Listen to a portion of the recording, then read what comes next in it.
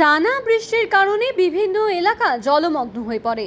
পাশাপাশি পাহাড়ে জল নামার কারণে গঙ্গার জল বৃদ্ধি পেতে শুরু করে, যার ফলে ফারাক্কা ব্যারেজ থেকে জল ছাড়তে শুরু হলে একাধিক এলাকায় গঙ্গার ধারের গ্রামের মধ্যে ঢুকতে শুরু করে জল, যার ফলে জলমগ্ন হয়ে পড়ে গ্রামগুলি, যার ফলে ব্যাপক সমস্যায় পড়তে হয় বন্যাভাসী পরিবারগুলিকে।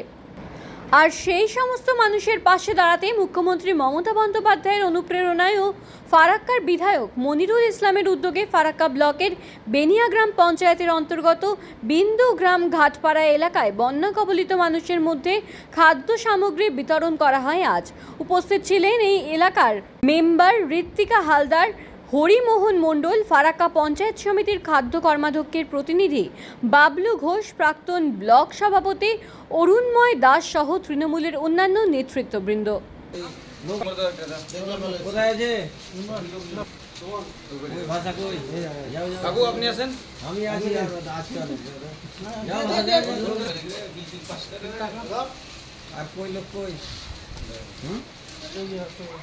আর কই জিরাজ কুপন দাও সেগুলো আছে তো দিতে তো কোন দাও আছে এম কুটো আছে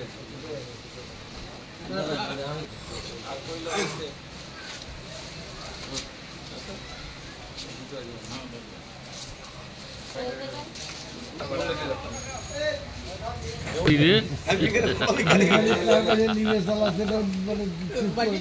আজকে আমাদের মাননীয় মুখ্যমন্ত্রী মমতা ব্যানার্জির অনুপ্রেরণায় এবং নির্দেশে মাননীয় বিধায়ক সাহেবের উদ্যোগে আর কি আমাদের পঞ্চায়েত সমিতির সদস্য আছে বাবলু ঘোষ, আমাদের মেম্বার, এদের তৎপরতায় এই ঘাটপাড়ায় বেশ কিছু পরিবার জলমগ্ন হয়ে আছে আর কি, ঘরের বাইরে বসবাস করছে, তাদের শুকনো খাবার আর কি দেওয়া হলো। শুকনো খাবার বলতে চাল ডাল বানিয়ে খেতে হবে, ওরা অন্যত্র অন্যজনের বাড়িতে আশ্রয় নিয়ে আছে।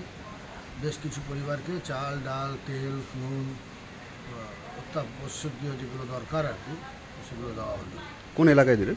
এটা বিন্দুগ্রাম ঘাটপাড়া, বেনিয়া গ্রাম পঞ্চায়েতের। বেনিয়া গ্রাম পঞ্চায়েত। এই যে বিভিন্ন জায়গায় দেখা যাচ্ছে বিধায়ককেও তিনি দিচ্ছেন, পাশাপাশি গ্রামের মেম্বাররাও পাশে দাঁড়াচ্ছেন, কি বলবেন? অবশ্যই জনপ্রতিনিধিদের তো এটাই মূলত কাজ।